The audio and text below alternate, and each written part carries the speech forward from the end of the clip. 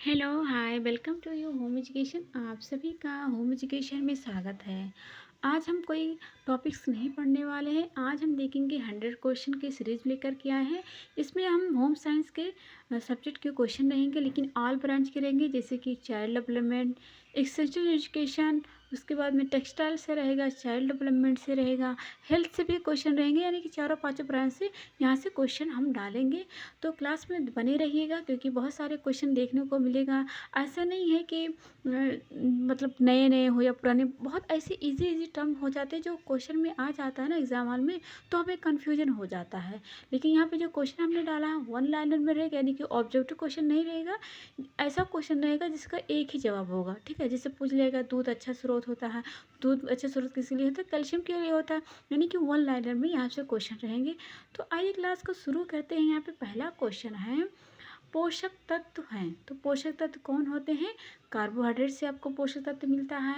उसके अलावा विटामिन्स होते हैं, प्रोटीन्स होते हैं। देखो ऑप्शन के हिसाब से रहता है। ठीक है, जितने सारे हमने यहाँ पे क्वेश्चन डाला सब ऑप्शन के हिसाब से होगा।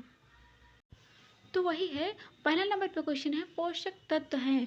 तो पोषक तत्व कौन से होते हैं? कार्बोहाइड्रेट्स होते हैं, फैट्स होते हैं, विटामिन्स होते हैं, प्रोटीन्स होते हैं, मिनरल होते हैं। फिर उसके बाद में क्या होते हैं? जल भी ऐड कर सकते हो। ठीक है, लेकिन वहीं पे फैट की बात किया जाए तो फैट भी वसा वसा फैट वसा ही है।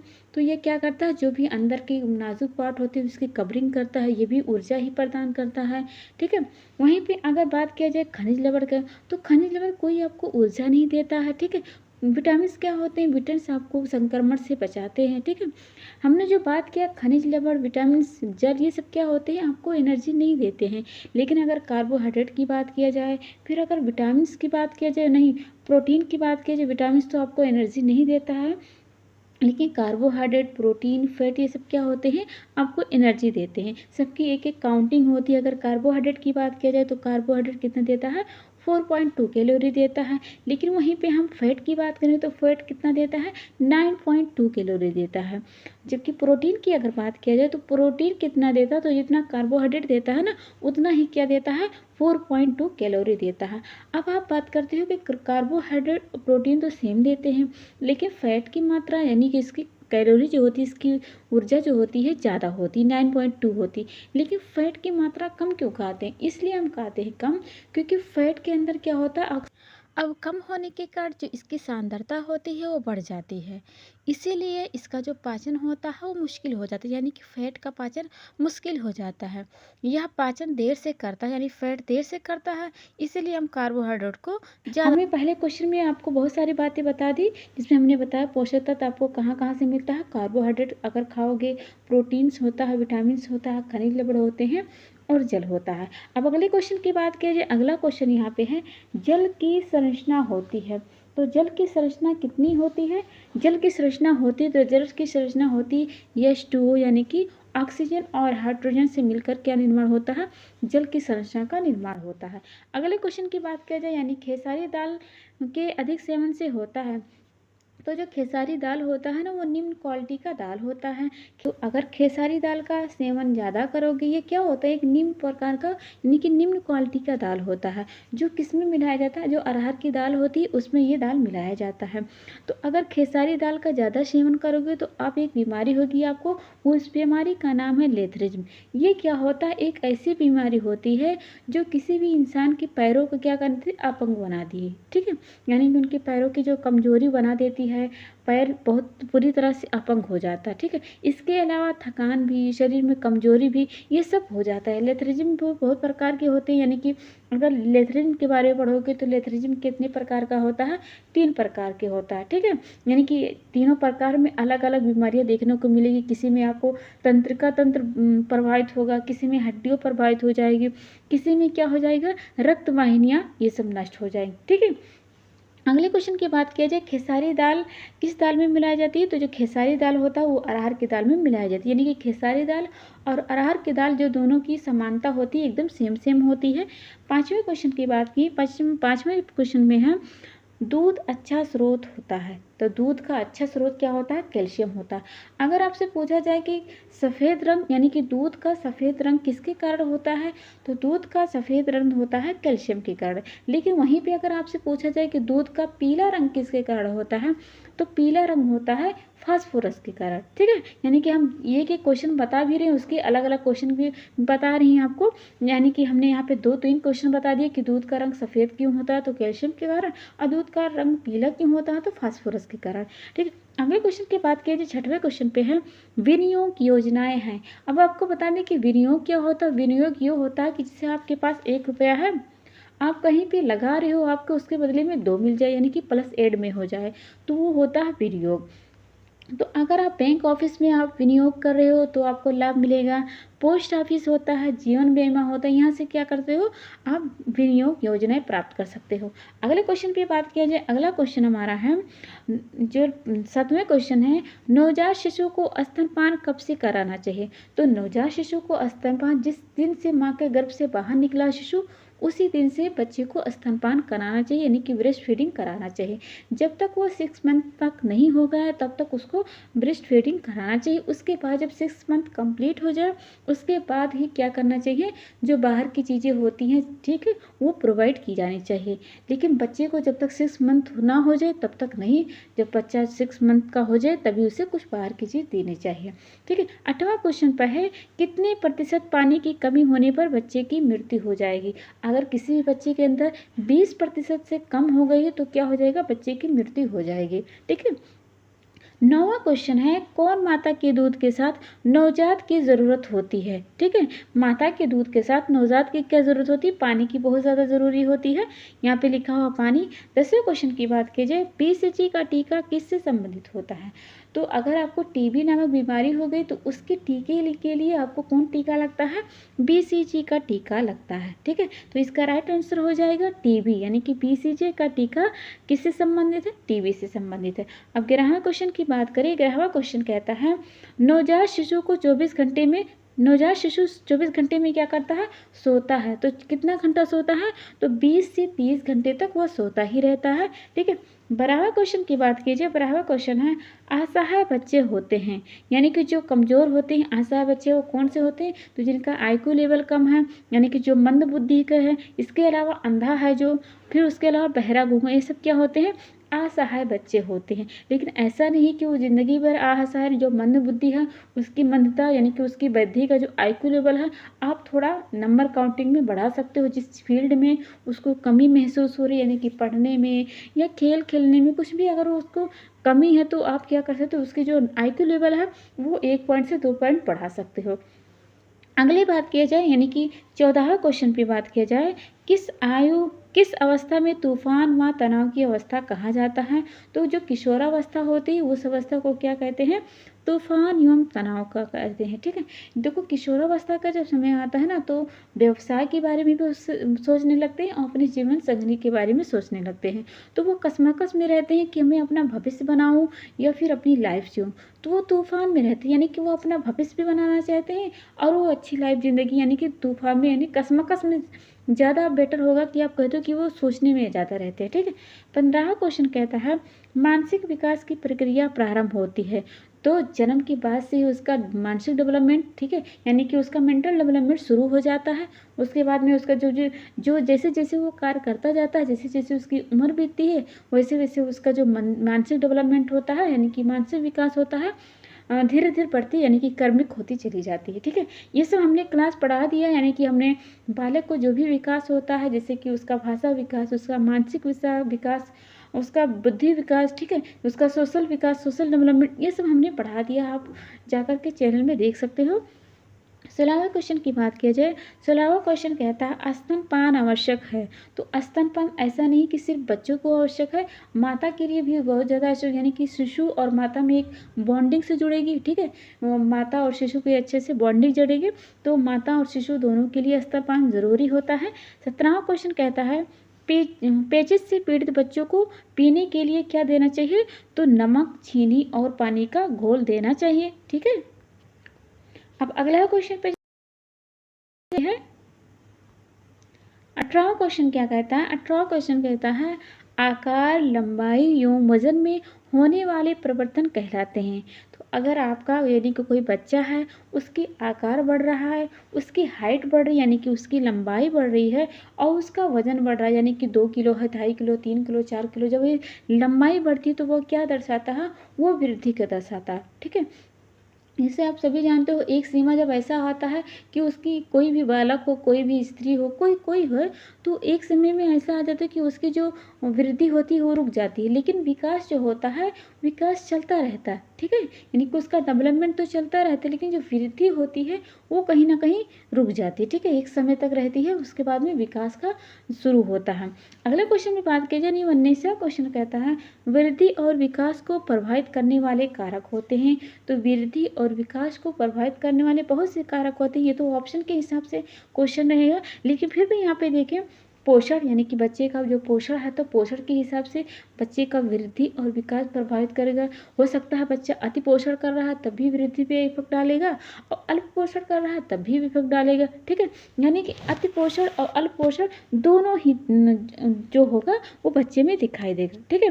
अगर अल्प पोषण की बात की तो अगर बच्चे ज़्यादा भोजन कर लिया है तो बहुत सारी दिक्कतों को देखना पड़े, यानी कि उसको प्राथमिक बीमारी हो। प्राथमिक में क्या होता है, कोई बीमारी जब होती है ना तो वो सामने यानी कि विजुअल नहीं होती है, लेकिन वो शरीर के अंदर दिखाई देती है ना, शरीर के अंदर रहती है। लेकिन जब द्वितीय स्टेज आता है तो क्या हो जाता है, वो बीमारी उभर के आ जाती है। यानी कि अगर अल्प पोषण की बात करें, अगर द्वितीय स्टेज में, तो आपको क्या हो जाएगा, क्वाशोरकर यानी कि प्रोटीन की कमी हो जाएगी। लेकिन अगर द्वितीय की दूसरा बीमारी की बात करें तो उसमें क्या हो जाएगा, मेरेस्मिंग यानी कि प्रोटीन और कैलोरी की कमी दिखाई देगी। लेकिन अगर अति पोषण यानी कि कोई बच्चा है ज़्यादा भोजन कर लिया है तो मोटापा हो जाएगा, उसके अलावा क्या हो जाएगा, विषाक्तता हो जाएगा। लेकिन अगर हम मोटापे की बात करें तो कोई बच्चा कैसे मोटा होता है, तो फैट वाली चीज़ें अगर खाएगा या फिर कह दो कार्बोहाइड्रेट वाली चीज़ें खाएगा तो वो क्या हो जाएगा, बच्चा मोटा हो जाएगा। लेकिन अगर विषाक्तता की बात किया जाए तो विषाक्तता प्रोटीन की मात्रा ज़्यादा खाएगा, उसके बाद में मिनरल की मात्रा ज़्यादा खाएगा कोई बच्चा, तो उसको क्या हो जाएगा, विषाक्तता हो जाएगा। ठीक है। अगले क्वेश्चन की बात किया जाए, अगले क्वेश्चन में यहाँ पे वातावरण के बारे में बता दें हम। देखो बच्चे का वातावरण यानी कि इन्वायरमेंट उसका कैसा होता है। अब अगले की बात करें यानी कि वातावरण की बात करें, वातावरण में भी बहुत ज़्यादा असर डालता है। यानी कि वातावरण बालक का अगल बगल का समाज कैसा है, उसका परिवार कैसा है, तो इन्वायरमेंट भी बहुत ज़्यादा फर्क डालता है बच्चे के विकास के बारे में।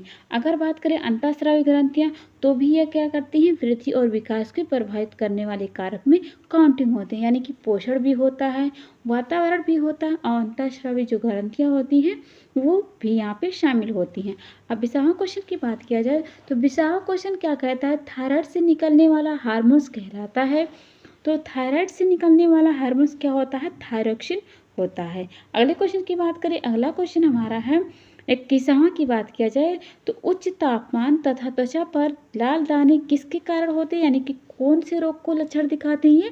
तो खसरा अगर बीमारी हो गई है तो यह लक्षण देखने को मिलेगा। अगला क्वेश्चन है 22वां क्वेश्चन, मानव में अस्थायी दांतों की संख्या होती है।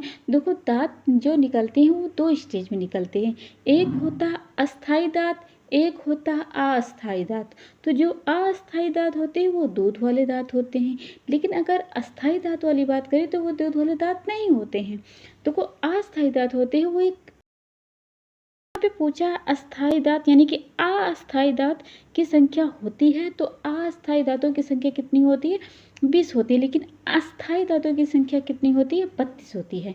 अगले क्वेश्चन की बात करें यानी 32वां क्वेश्चन क्या कहता है, नहीं 23 क्वेश्चन क्या कहता है, बालक का प्रथम सामाजिक समूह होता है। तो आप सभी जानते हो जब बालक छोटा होता है यानी कि माँ के गर्भ से बाहर निकला है, तब से लेकर बच्चा जब तक चल फिर नहीं पाता है तब तक वो क्या करता है, अपने परिवार में बहुत सारे लोगों के बीच में रहता है। तो परिवार क्या होता है, देखो परिवार में बहुत सारे लोग होते हैं, दादी दादा, माँ बाप होते हैं, भाई बहन होते हैं, इसके अलावा बहुत सारे बुआ होती हैं, चाहे जो भी मतलब फैमिली एकजुट होती है। तो जहाँ पे कोई लोग जुड़ते हैं वहीं तो समाज शुरुआत होता है। तो परिवार भी क्या होता है, एक समाज होता है। तो बालक जब तक चल फिर नहीं पाता वो क्या होता है, अपने परिवार में रहता है। अब परिवार भी क्या होता है, एक समाज ही होता है। ठीक है। अगले क्वेश्चन पे बात करें, अगला क्वेश्चन हमारा है पहला, यहाँ पे 25 क्वेश्चन है, किस काल में बालक अधिकतर बातें घर वालों के अनुकरण से सीखता है। आपने जब अलबर्ट बंडूरा का सिद्धांत पढ़ा था तब वहाँ पे आपने पढ़ा था, उनका सिद्धांत ही था क्या, सामाजिक अधिगम सिद्धांत। ठीक है, यानी कि बालक क्या करता है, बालक समाज में रह करके किसी पर ना किसी का देख करके, यानी घर में या बाहर किसी न किसी को सीख करके, यानी कि अनुकरण करके या फिर कह दो कि नकल करके सीखता है। तो वही यहाँ पे क्वेश्चन है कि जब बालक छोटा होता है, यानी कि शिशुअवस्था में होता है, तो उसका जो भी विकास हुआ रहता है ना, उसका अनुकरण करके ही आया रहता है। यानी कि जो उनके माँ बाप, उनके जो घर में सदस्य करते हैं, वो जो भी उनको नकल करता है, नकल करके ही वो अपनी जो उन्होंने सीखा वो सीख करके शिशुअवस्था में जो बालक होता है वो दिखाता है। ठीक है, अगला क्वेश्चन है 26वां क्वेश्चन क्या कहता है, समेकित बाल विकास सेवाएं। ठीक है, समेकित बाल विकास सेवाएं की स्थापना किस वर्ष हुई थी, तो 1975 में हुई थी। ठीक है, अगला क्वेश्चन है 27 क्वेश्चन क्या कहता है, बबलाना एक प्रक्रिया है।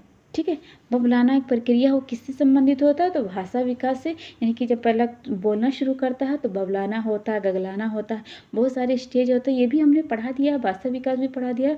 इसमें भी हमने बताया कि बबलाना क्या होता है, गगलाना क्या होता है, किस समय में ये सब देखने को मिलता है।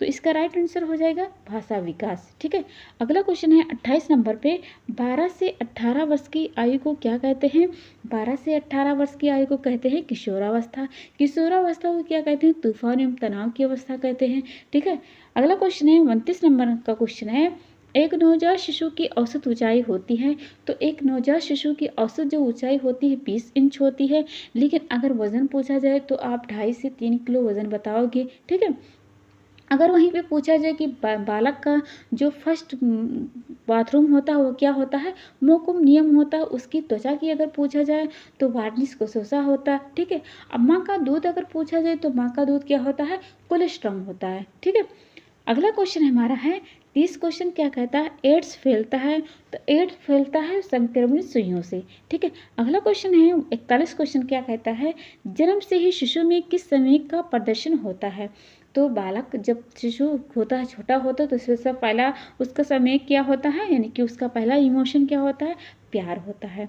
ठीक है, ऐसा नहीं कि वो ईर्ष्या करेगा, घमंड, ये तो जितने जितने उसके समय बीतता जाएगा उतने उतने उसका जो इमोशन होगा वो डेवलपमेंट होता जाएगा। तो बालक का जब सबसे पहला वाला जो इमोशन होता है वो प्यार ही होता है। अगला क्वेश्चन है 32 नंबर का क्वेश्चन है, शिशु को जन्म के उपरांत देना चाहिए, तो शिशु का जब जन्म हुआ है उसके तुरंत बाद क्या देना चाहिए, माता का दूध देना चाहिए। ठीक है, उसके 6 मंथ तक उसको क्या करना चाहिए, माता का दूध पीना चाहिए, जो भी शिशु होता है। 33 नंबर का क्वेश्चन है, अपंगता का कारण है, तो अपंगता का कारण हो सकता है जन्मजात भी हो सकती है, बीमारी भी हो सकती है, या फिर उसको किसी प्रकार की दुर्घटना हो गई है। इन सब कारणों से क्या हो जाता है, कोई भी इंसान हो तो वो अपंग हो सकता है। ठीक है, यानी कि ऑप्शन के हिसाब से होगा। फिर 34 नंबर का क्वेश्चन है, सांकेतिक भाषा का प्रयोग होते हैं, तो जो संकेत यानी कि हाथों से जो इशारा करके, जो इशारों से बातें किया जाए, ठीक है, इशारों से जो बातें किया जाए वो क्या होते हैं, सांकेतिक भाषा का में काउंटिंग होते हैं। तो जो गूंगे होते हैं, बहरे होते हैं, ठीक है, ये सब क्या होते हैं, सांकेतिक भाषा का यूज करते हैं। अगले क्वेश्चन पे चला जाए, 35 नंबर का क्वेश्चन क्या है, सामाजिक विकास की चरम सीमा कब प्रकट होती है, तो जो युवावस्था का स्टेज आता है तब में ये देखने को मिलता है। ठीक है, अगले क्वेश्चन की बात करें, 36 नंबर का क्वेश्चन है, बच्चों की अस्थायी दांत कब से निकलने लगते हैं, तो जब 6 वर्ष का उम्र मतलब शुरुआत होता है, या फिर अलग अलग बच्चों का देखो विकास अलग होता है। कोई ज़रूरी नहीं कि यानी कि कोई जुड़वा बच्चा हो या भाई बहन हो, कोई भी बच्चा हो, तो हर किसी से अलग होता है, उनका व्यक्तित्व, उनका सब कुछ विकास, उनका सब कुछ डेवलपमेंट अलग होता है। तो एक्चुअल सीमा जितनी बताई जाती है, यानी कि 6 वर्ष तक बच्चे में देखी जाती है कि 6 वर्ष के बाद क्या हो जाता है, अस्थायी दांतों की निकलने, यानी कि अस्थायी दांत जो दांत होते हैं वो निकलना शुरू कर देते हैं। ठीक है, 37 नंबर का क्वेश्चन है, टीकाकरण बच्चे को बचाता है, तो टीकाकरण देखो बहुत सारी बीमारियों को भी बचाते हैं, जैसे कि पोलियो हो गया, चेचक हो गया, हेपेटाइटिस बी हो गए। इन सब बीमारियों के लिए, बहुत सारी बीमारियां होती हैं, तो इन सब बीमारियों को बचने के लिए क्या किया जाता है, टीकाकरण लगवाया जाता है। टीबी भी हो गया। ठीक है, 38 नंबर का क्वेश्चन है, पशुओं से मनुष्य तक पहुंचने वाला छूत रोग होता है, तो ये कौन सा होता है? हाइड्रोफोबिया नामक बीमारी होती है। अब अगला क्वेश्चन है 45 क्वेश्चन क्या कहता है, बच्चों की सामाजिकरण की प्रक्रिया शुरू होती है, तो वही बात हमने भी बात किया, परिवार से कहो या घर से कहो, सब एक ही बात है, ठीक है। तो बालक का पहला सामाजिकरण परिवार से कहो या फिर घर से कहो। 40 क्वेश्चन है, कितने माह में बच्चा क्या करता है? गलगलाना सीख लेता है। 3 माह के बाद क्या करता है? बच्चा गलगलाना आराम से शुरू कर देता है। लेकिन वही बात है कि हर बच्चे का व्यक्तित्व अलग अलग होता है, कोई ज़रूरी नहीं कि हर बच्चा सेम ही तरह हो, लेकिन फिर भी एक सीमा होती है, एक कैटेगरी होती है। तो 3 माह के बाद बच्चा ये जो हुआ था शुरुआत, यानी गलाने की शुरुआत वो कर देता है। अगले क्वेश्चन पे चला जाए।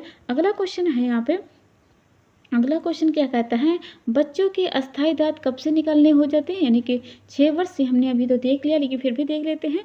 37 क्वेश्चन है, टीकाकरण बच्चों से बचाता है, तो पोलियो, चेचक से, हेपेटाइटिस बी, इन सब बीमारियों से क्या करता है? टीकाकरण लगवाना चाहिए।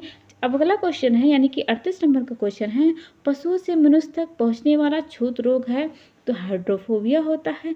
39 नंबर का क्वेश्चन है, 39 नंबर का क्वेश्चन क्या कहता है, बच्चे की सामाजिकरण की प्रक्रिया शुरू होती है, तो घर से ही शुरू हो जाती है, ठीक है।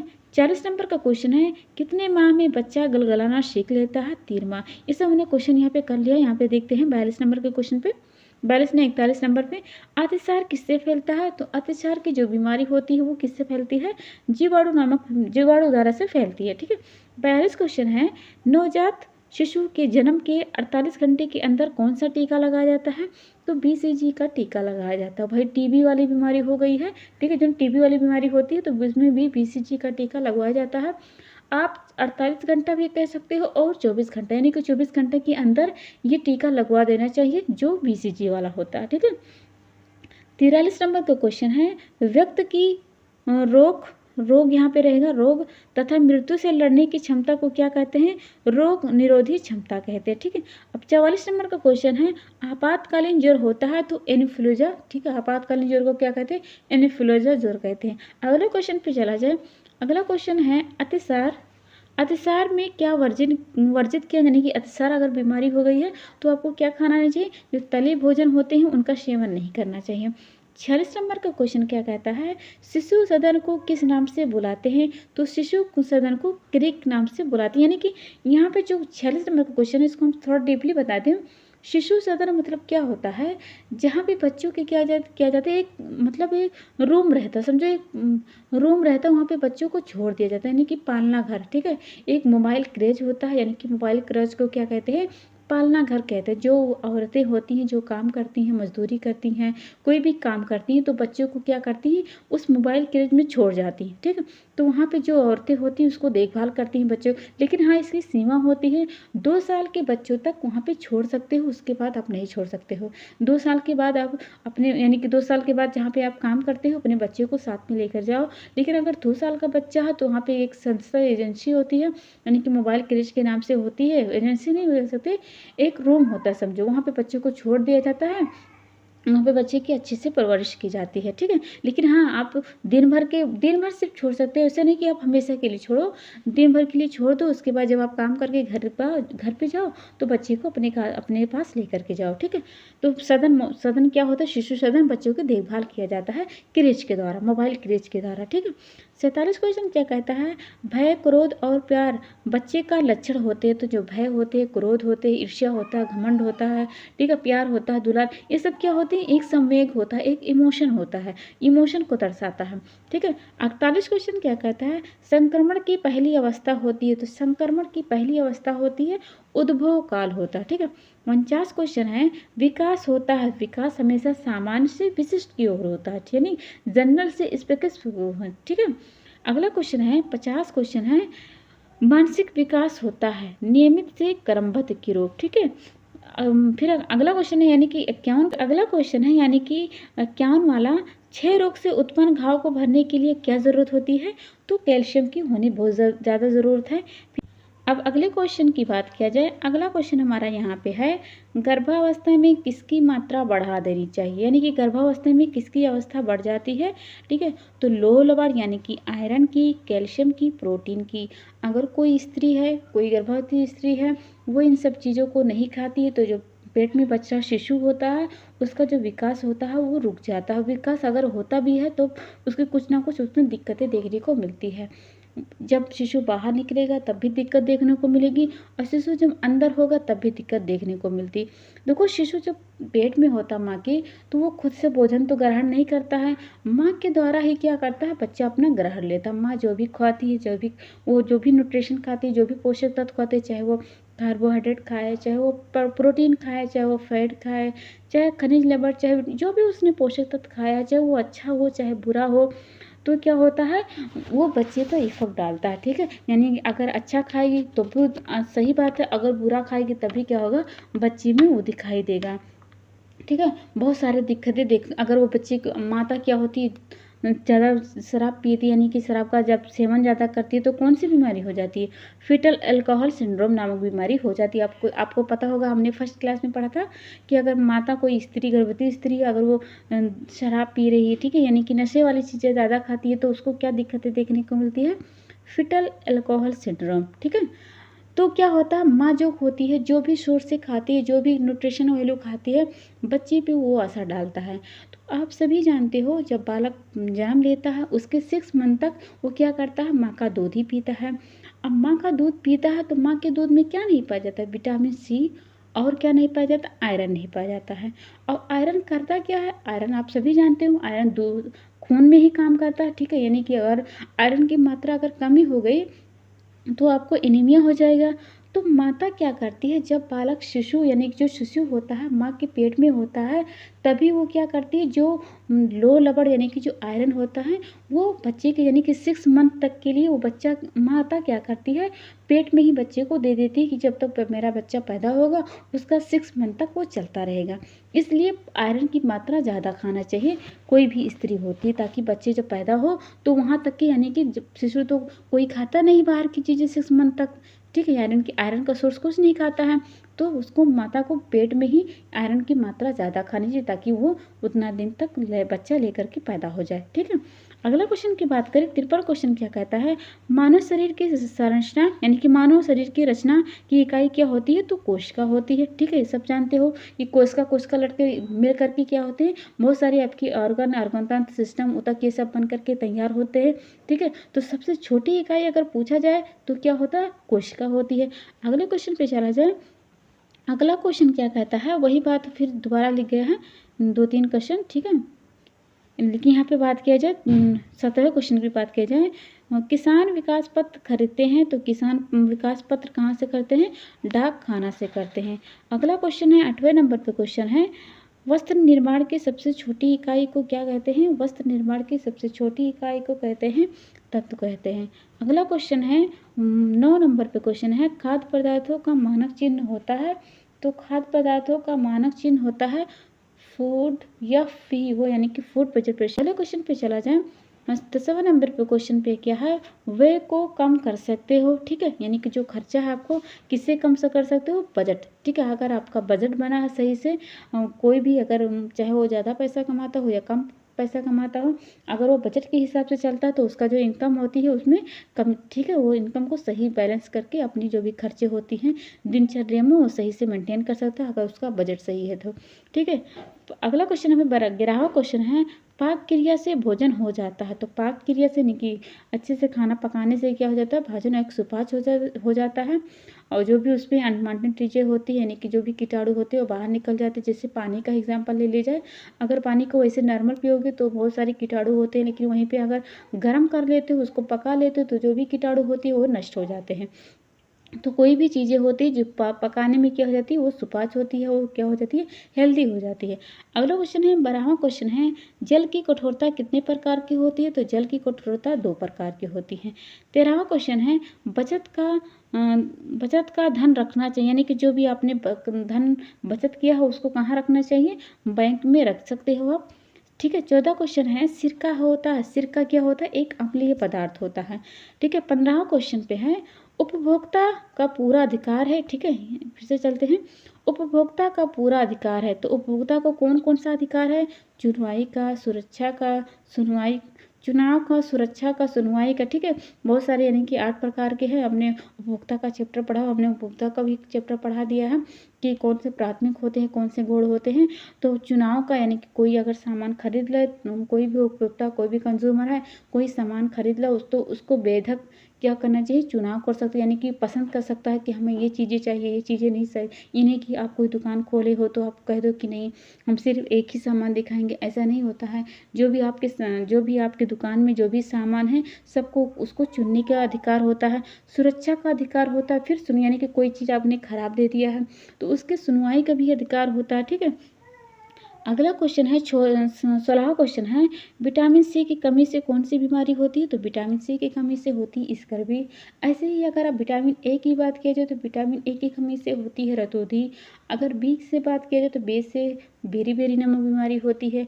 विटामिन डी की बात किया जाए तो विटामिन डी की कमी से क्या होता है, रिकेट्स होता है। उसके अलावा बहुत सारी बीमारी होती है, जैसे एस्टोप्लेसिस होता है, बोलेक्स होता है, ठीक है। ये सब काइफोसिस होता है, बहुत सारी बीमारियाँ होती हैं।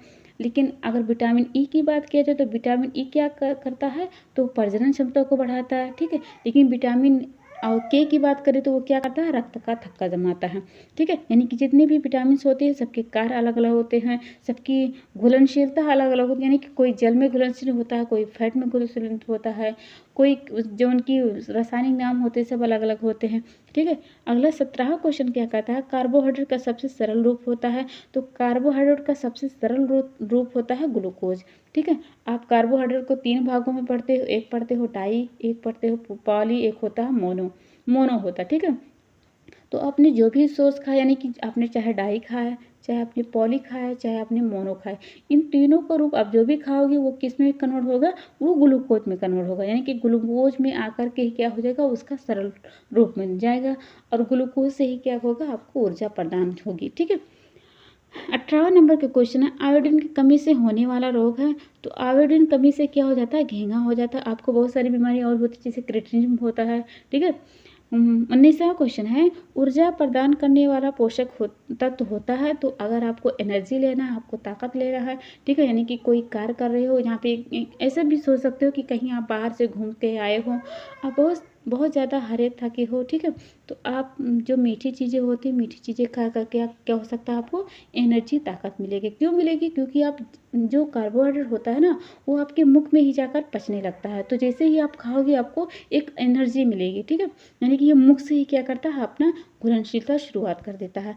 अगले क्वेश्चन पे चलते हैं। अगला क्वेश्चन है, दाल में सबसे अधिक पाया जाता है? तो दाल में क्या पाया जाता है, प्रोटीन की जो मात्रा होती है वो पाई जाती है, लेकिन 3 ऐसे प्रोटीन होते हैं जो दाल में नहीं पाए जाते हैं, ठीक है। अगर आप प्रोटीन का चैप्टर पढ़ना चाहते हो तो प्रोटीन भी हमने पढ़ा दिया, आप वहाँ पे जाकर देख सकते हो। 21वां क्वेश्चन है, गर्म रंग माना जाता है? तो लाल रंग जो होते हैं वो गर्म रंग होते हैं। फिर अगला क्वेश्चन है, 22 नंबर के क्वेश्चन है, नौकरी पेशे वाले व्यक्ति की आय होती है? तो जो नौकरी वाले होते हैं, यानी कि जो जो जॉब करते हैं, उनकी आयु जो होती है निश्चित यानी कि पक्की होती है। 30 नंबर का क्वेश्चन है, हरे पत्तेदार सब्जियों में पाया जाता है? तो हरे पत्तेदार सब्जियों में खनिज लवण पाया जाता है, लेकिन विटामिन के की मात्रा भी हरे पत्तेदार सब्जियों में बहुत ज़्यादा पाई जाती है। 24 नंबर का क्वेश्चन है, दूध में मिलावट को परखने वाला यंत्र होता है? तो दूध को, यानी कि दूध में कुछ भी अनवांटेड चीज़ें हैं, चाहे दूध में मिलावट है, कुछ भी दूध में है, जो भी दिक्कतें हैं दूध को जो चेक किया जाता है, उसको कौन से यंत्र से किया जाता है, लेक्टोमीटर से किया जाता है। अब चलिए अगले क्वेश्चन पे चलते हैं। अगला क्वेश्चन हमारा है, कृत्रिम तंतु होते हैं? कृत्रिम तंतु कौन से होते हैं, रेयान होते हैं। हम सभी जानते हैं कि तंतु को दो भागों में बैठ के पढ़ते हैं, एक होता है मतलब नेचुरल होता है, ठीक है, एक होता है रसायन, यानी कि एक होता है मनुष्य के हाथ में होता है, एक होता है प्राकृतिक होता है। तो प्राकृतिक में वो होते हैं जैसे ऊन हो गया, रेशम हो गया, पीना हो गया, शीशल हो गया, बाका हो गया, मनीला हो गया, ये सब क्या होते हैं, ये सब क्या होते हैं, प्राकृतिक होते हैं। लेकिन कृत्रिम हो गए, ये सब क्या, रेयान हो गया, पॉलिस्टर हो गया, ठीक है, ये सब क्या होते हैं, कृत्रिम होते हैं। अब 26 क्वेश्चन की बात करें। 26 क्वेश्चन क्या कहता है, पारिवारिक आय के स्वरूप होते हैं मौद्रिक आय, वास्तविक आय और मानसिक आय, ठीक है। ये तीनों होते हैं, यानी कि ऑप्शन के हिसाब से होगा, लेकिन फिर भी परिवार के आय के स्रोत के अगर प्रकार पूछा जाए तो मौद्रिक आय, वास्तविक आय और मानसिक आय। अब 27 नंबर का क्वेश्चन है, धब्बे छुड़ाने की प्रमुख विधि होती है? तो घोलक विधि होती है, रासायनिक विधि होती है, अवशोषक विधि होती है। ये सभी हमने क्लास पढ़ा दी है, आप क्लास को देख सकते हो जाकर के। 28 नंबर का क्वेश्चन है, रेशम की तंतुओं पर किसका कलफ लगाया जाता है? तो रेशम की तंतुओं पर गोंद का कलफ लगाया जाता है। ठीक है। 29 नंबर का क्वेश्चन है, कपड़े के चेन में क्या देखना चाहिए? तो कपड़े के चेन में मजबूती देखना चाहिए, रंग देखना चाहिए, क्वालिटी देखना चाहिए। ठीक है, उसका टिकाऊपन देखना चाहिए। तो ऑप्शन के हिसाब से होगा, लेकिन फिर भी कपड़े के चेन अगर करे यानी कि कपड़ा कोई खरीद रहे हो तो उसकी मजबूती देखना बहुत ज़रूरी होता है, ऐसा नहीं कि वो दूसरे दिन ही फट जाए। ठीक है। 30 नंबर का क्वेश्चन कहता है, ऊन के रेशे में क्या गुण यानी कि उस ऊन के रेशे में कौन सा गुण होता है? तो ऊन के रेशे में उष्णता यानी कि गर्मी। देखो आप ठंडी के मौसम में ऊन और रेशम के वस्त्र पहनना चाहिए, इससे आपको क्या होगा, एक गर्मी लगेगी। ठीक है, यानी कि आपके शरीर में एक गर्मी प्रदान करेगा। 31 नंबर का क्वेश्चन है, क्षार के संपर्क में आने से तंतु हो जाते हैं। तो अगर क्षार के संपर्क में तंतु आएगा तो क्या हो जाएगा, वो नष्ट हो जाएगा। 32 नंबर का क्वेश्चन है, 32 नंबर का क्वेश्चन कहता है, कठोर जल में क्या देते हैं? कठोर जल अगर है तो साबुन उसमें झाग नहीं देगा। ठीक है, अगर आपको चेक करना है कि ये कैसा जल है तो आप अगर कठोर जल रहेगा तो उसमें साबुन की जो झाग उत्पन्न होता है ना, वो झाग नहीं उत्पन्न होगा। 33 नंबर का क्वेश्चन है, विश्व उपभोक्ता दिवस मनाया जाता है। तो विश्व उपभोक्ता दिवस 15 मार्च को मनाया जाता है। अब अगले क्वेश्चन पे चला जाए। अगला क्वेश्चन हमारा है जो 34 नंबर का है, सुरक्षित भविष्य के लिए ज़रूरी है। तो सुरक्षित भविष्य के लिए आपको बचत करना बहुत ज़रूरी है। बचत के हिसाब से आप चलोगे तो आपका भविष्य, आने वाला कल आपका बेहतर गुजरेगा। जो भी आप दिक्कतें जो आपके सामने आएगी तो उसको दिक्कतों आपको आसानी से पार कर ले जाएगा। ठीक है। अब 35 नंबर का क्वेश्चन क्या कहता है, उपभोक्ता संरक्षण अधिनियम द्वारा प्राप्त होती है। तो उपभोक्ता संरक्षण अधिनियम उपभोक्ता की अपने अधिकारों की जानकारी से प्राप्त होती है। 36 नंबर का क्वेश्चन है, धुलाई मशीन से बचत होती है। तो आपको एनर्जी भी कम लगता है और समय भी कम लगता है। ठीक है, इन दोनों से क्या कहते हैं, आपको बचत प्रदान होता है। 37 नंबर का क्वेश्चन है, निर्धारित, अर्ध निर्धारित और अन्य व्यय किसके प्रकार है? तो ये सब व्यय के प्रकार है। ये सब यानी कि ये सब किस में पढ़ोगे, होम मैनेजमेंट के चैप्टर में पढ़ते हो। 38 नंबर का क्वेश्चन है, सुरक्षात्मक पौष्टिक तत्व हैं। तो सुरक्षात्मक पौष्टिक तत्व कौन से होते हैं? विटामिन होते हैं।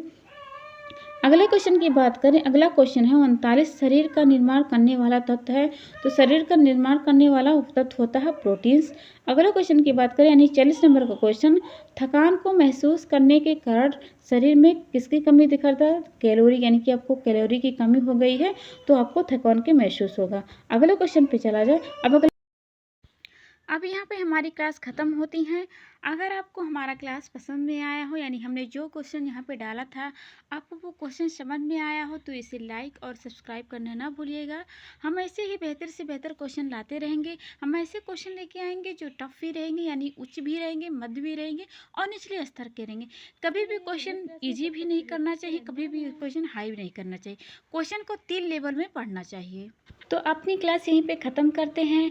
कल मिलेंगे एक नई क्लास में, तब तक के लिए take care and bye bye.